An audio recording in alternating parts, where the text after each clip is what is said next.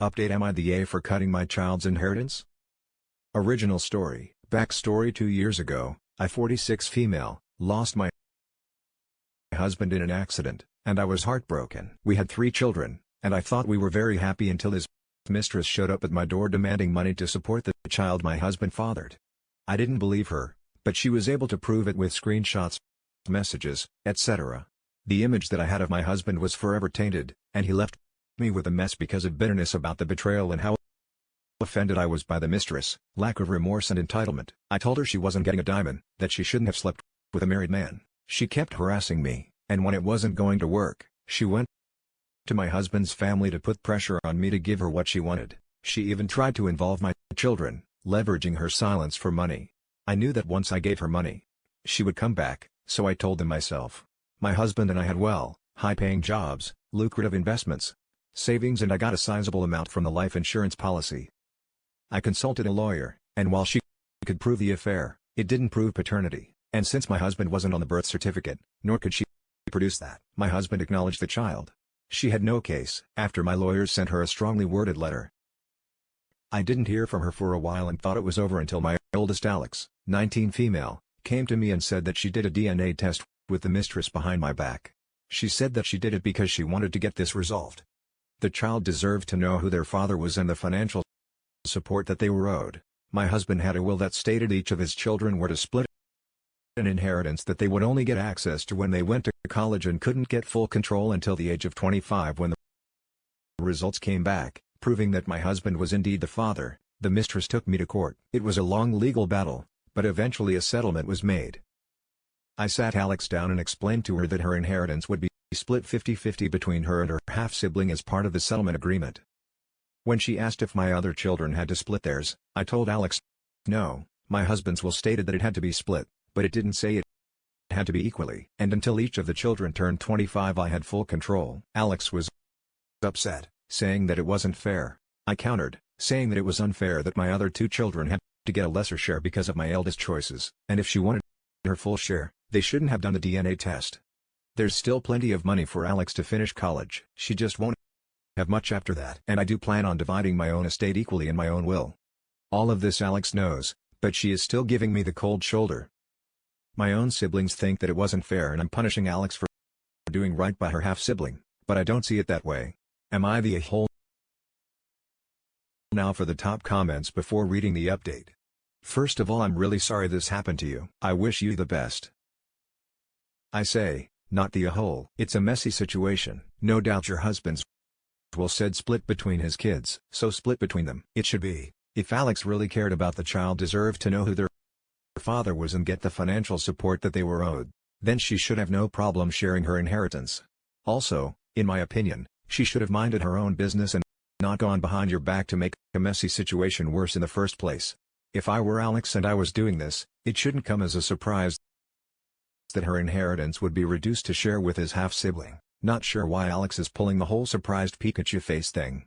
Not the a-hole, mostly because Alex was ready to be a knight in shining armor as long as it wasn't her armor. Exactly. This Alex didn't care about the effects with will have on anyone else until it affected her, added until it affected only her. I think this is an important distinction to make. Not the a-hole. I've been in Alex's place, except my dad is unfortunately alive, and I could never imagine betraying my mother over my dad, who can't keep it in his pants. Well, there is another child to consider here as well. It's not like Alex is taking dad's side against mom. She's just trying to help out the kid, and that's not in itself a bad thing to do. Little update from the poster. Thank you to everyone's responses. Even the ones calling me you're the a-hole, but based on a few frequent questions, comments and/or themes, I feel like I need to clarify some things. 1. Alex is my daughter, not my son. When I first started writing this, I wanted to leave gender out of it in case it influenced people's judgment. But then I remembered that Reddit tends to prefer that age and gender get mentioned, so I added 19 female at the last minute. Hope that clears it up a little too.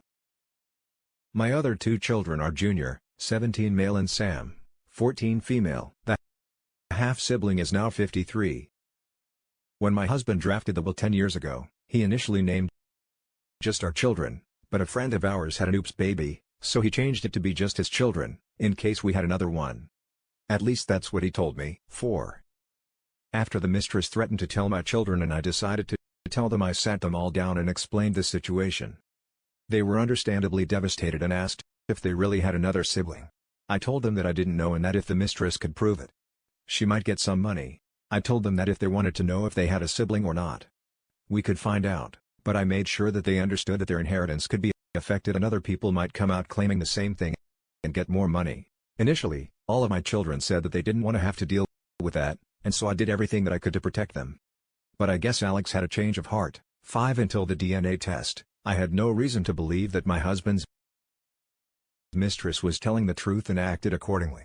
I kept following my lawyer's advice, and if she wanted the money, the burden of proof was on her. 6. While some of you might think I'm the a-hole, please understand that my decision was spiteful. If I really wanted to punish Alex, I would just tell her she wasn't getting any more money since she already used some of it for her first year of college. So the guidelines of the will were technically already met. I still plan on leaving them an equal share of inheritance from my estate, too. And now for the full update. Thank you so much for so many responses, even the ones who didn't 100% agree with me, because it did give me perspective. I also wanted to give an update and answer some questions to anyone who was curious. So here it goes.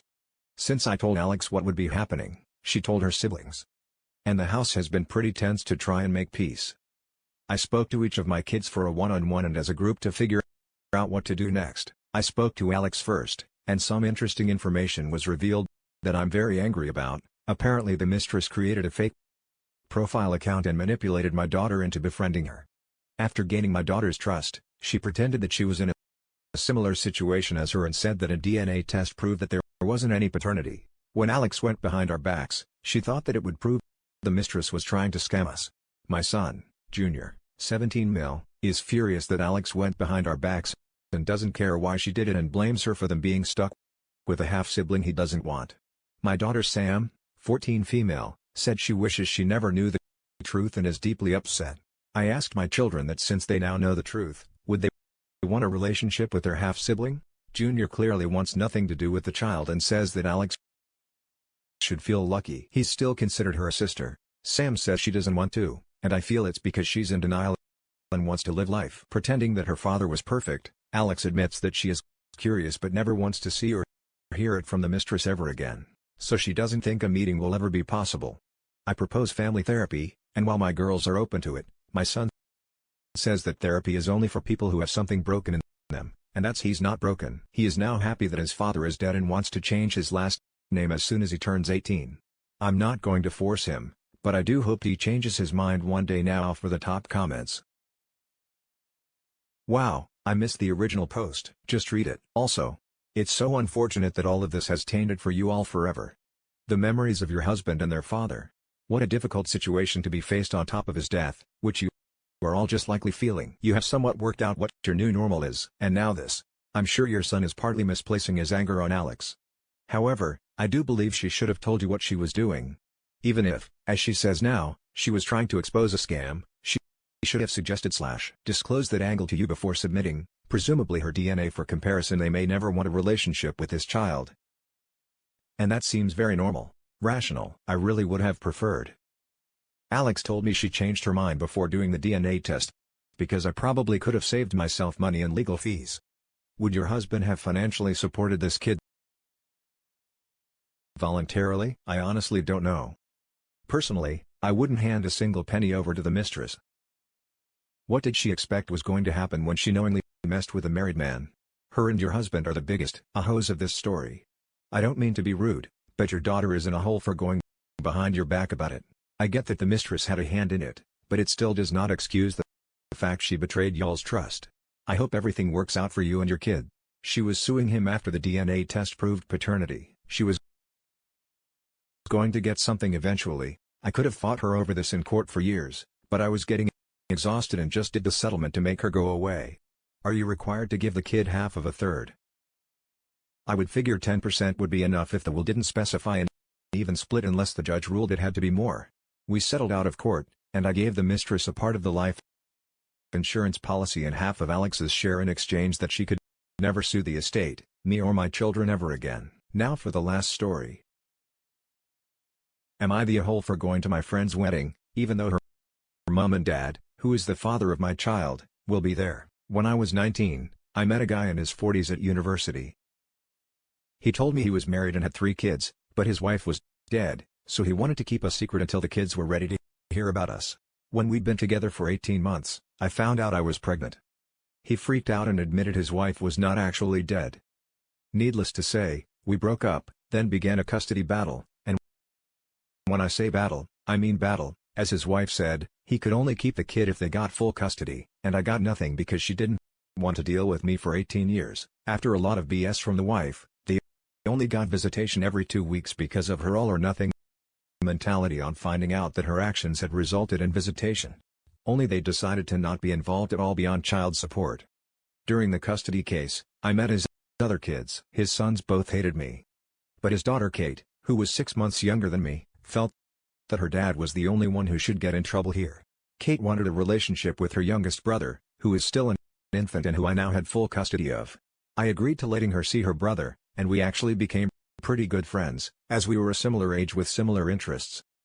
And she spent a lot of time with the baby.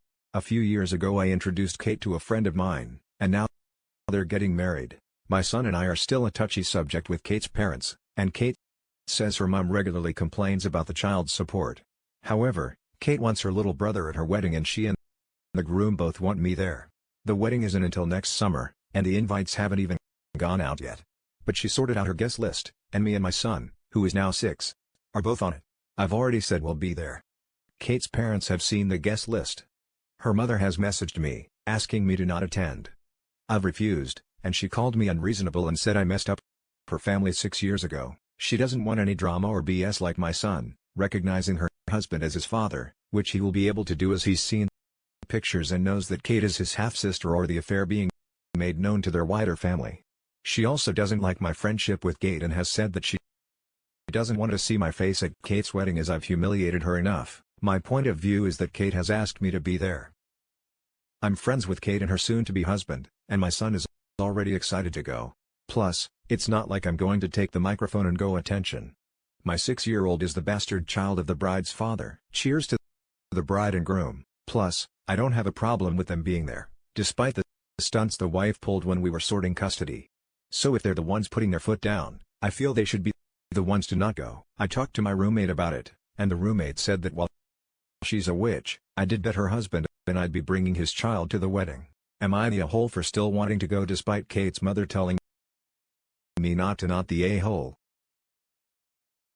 Your roommate is off base by saying you have her husband. He told you his wife was dead and you didn't learn she wasn't until you got pregnant. Only you can decide if it's worth attending. But the wife is seriously misplacing her anger that should be directed at her husband for being a cheater. Yes, I hate when people blame the other women who didn't even know she was the other woman. It's not like she intentionally wrecked a home. Why is the bride's mother so keen on defending and standing by a man who had cheated on her and claimed she was dead? Why are their brothers standing by a man who did that to their mother and hating a woman who thought she was banging the widower? Ah, you screwed a widower, not a husband. You thought the wife was dead because he's a liar. None of this is your fault. Go to the wedding and have a great time with your son and your friends. Everyone else can suck an egg. Not the a-hole perfectly statements his lies on the wife's lack of respect for herself do not constitute a good enough reason for OP not to attend if you don't take your butt to that wedding and screw both the husband and the wife. That a-hole knew what he was doing and he the one that messed up his daughter is right. He should be in trouble, not you. Tell them to kick rocks and blow bubbles. At the end of the day, you would be hurting the bride and groom, who are your friends. If the wedding is ruined, it'll be due to them being a hose. You better take your cute butt to the wedding, support your friends, and allow karma to take over. If his family finds out he's a cheater, he deserves it. And before I forget, not the a-hole, not the a-hole, the real a-hole. Here is Kate's dad, with his wife in second place for taking out her totally justifiable anger about her husband's infidelity on you. I talked to Kate. I know you don't want to cause issues with her pre-wedding, but it'd be worse if nobody said anything, and she had no idea that conflict was brewing on her big day. What if her mom caused a scene?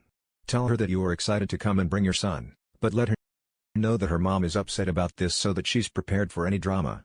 The priority is to make sure she's happy at her wedding, not to cater to her cheating dad. You're a good mom and a good friend, and that's it for this video. Guys, if you have thoughts to share, leave a comment below. Don't forget to hit like and subscribe. If you like this content, turn the notification on to get updated on my latest posts. I'll catch you in the next one. Good day, everyone.